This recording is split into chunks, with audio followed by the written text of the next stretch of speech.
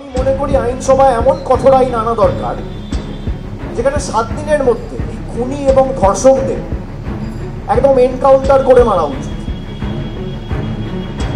আমি একদম দ্ব্যর্থহীন ভাষায় বলছি, কেন আপনি 5 বছর 6 বছর 7 বছর ধরে ট্রায়াল চালাবেন? ধর্ষণের অপরাধীদের 7 দিনের মধ্যে এনকাউন্টারের সাজা দিতে আইনসভায় কড়া আইনের পক্ষে সওয়াল করেছিলেন অভিষেক বন্দ্যোপাধ্যায়। 10ই আগস্ট করা অভিষেক বন্দ্যোপাধ্যায়ের এই দাবির 2 সপ্তাহের মধ্যেই প্রধানমন্ত্রীকে চিঠি পাঠান মুখ্যমন্ত্রী মমতা বন্দ্যোপাধ্যায়। তার চিঠিতে ধর্ষণে কঠোর আইন আনার দাবি। এদিকে কাদম্বিনীর ধর্ষকদের বিচার চাই, উই ওয়ান্ট জাস্টিস, এই সমস্ত স্লোগানে মুখরিত গোটা দেশ। পথে আট থেকে আসে সকলেই। এবার মুখ্যমন্ত্রীর চিঠির জবাব দিলেন কেন্দ্রীয় নারী এবং শিশু কল্যাণ মন্ত্রী অন্নপূর্ণা দেবী। পাল্টা চিঠিতে তিনি লিখেছেন, 2024-এর 1 জুলাই দেশব্যাপী কার্যকর ভারতীয় ন্যায় সংহিতা আইনে মহিলাদের উপর হওয়া অপরাধে কড়া সাজার নিদান দেওয়া। ছলে বলে কৌশলে যৌন সঙ্গমে 10 বছরের সাজা, 16 বছরের নিচে মহিলাদের সঙ্গে ধর্ষণে অন্তত 20 বছরের সাজা, প্রয়োজনে যাবজ্জীবন কারাদণ্ড, 12 বছরের নিচে নাবালিকাকে ধর্ষণের সর্বোচ্চ সাজা মৃত্যুদণ্ড, গণধর্ষণে অন্তত 20 বছরের সাজা সহ জরিমানা। এভাবেই মুখ্যমন্ত্রীর চিঠির জবাব দেন কেন্দ্রীয় নারী এবং শিশু কল্যাণ মন্ত্রী। মুখ্যমন্ত্রীর চিঠিতে ধর্ষণের মতো অপরাধে ফার্স্ট ট্র্যাক কোর্টের প্রসঙ্গ উল্লেখ ছিল। সেই প্রসঙ্গে পক্সো মামলায় ফার্স্ট ট্র্যাক কোর্টে বিচার এবং 2019 থেকে ফার্স্ট ট্র্যাক কোর্ট গঠনের একটি প্রকল্প নেওয়া হয়েছে। জবাব কেন্দ্রীয় মন্ত্রীর।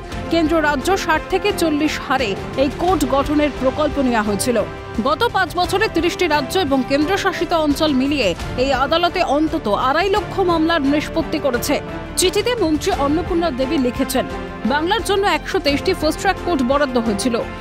20টি পক্সো মামলার নিষ্পত্তি করতে এবং 103টি অন্য মামলার নিষ্পত্তি করতে এই বরাদ্দকরণ হয়েছিল। কিন্তু 2023-এর জুন পর্যন্ত কার্যকর হয়নি কোনো কোর্ট। মমতার লেখা চিঠির প্রত্যুত্তরে জানান কেন্দ্রীয় মন্ত্রী। মুখ্যমন্ত্রীকে পাঠানো পাল্টা চিঠির শেষে কেন্দ্রীয় মন্ত্রী অন্নপূর্ণা দেবীর আর্জি, মহিলাদের বিরুদ্ধে সব রকমের হিংসা এবং ভেদাভেদ দূর করতে পদক্ষেপ নেবেন বাংলার মুখ্যমন্ত্রী। এ রাজ্যে লিঙ্গভেদ দূর করে মহিলাদের জন্য সুষ্ঠু বাস্তুতন্ত্র গঠনে উদ্যোগ নেবেন বাংলার প্রশাসনিক প্রধান। চিঠিতে আর্জি কেন্দ্রীয় মন্ত্রীর। পাল্টা আক্রমণের পথে হেঁটেছে বাংলার শাসক দল। গোটা দেশের পরিসংখ্যান দিন কেন্দ্রীয় মন্ত্রী, দাবি তুললেন তৃণমূল নেতা কুণাল ঘোষ। ফাস্ট ট্র্যাক কোর্টের কথাটা মমতা বন্দ্যোপাধ্যায়ের বলা, আর মাননীয় কেন্দ্রীয় মন্ত্রী তাকে বলবো সারা দেশের হিসাবটা দিন। পশ্চিমবঙ্গ সমাজ সেটা দেশের বাইরে নয়, সারা দেশের হিসাব দিন। কেন্দ্রীয় মন্ত্রী সারা দেশের হিসাব দিন। সারা দেশে দিনে 90টা করে ধর্ষণ শ্লীলতাহানির ঘটনা ঘটছে।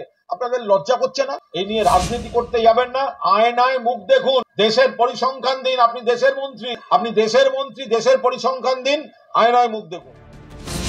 খালেদ জামালের রিপোর্ট, ক্যালকাটা নিউজ।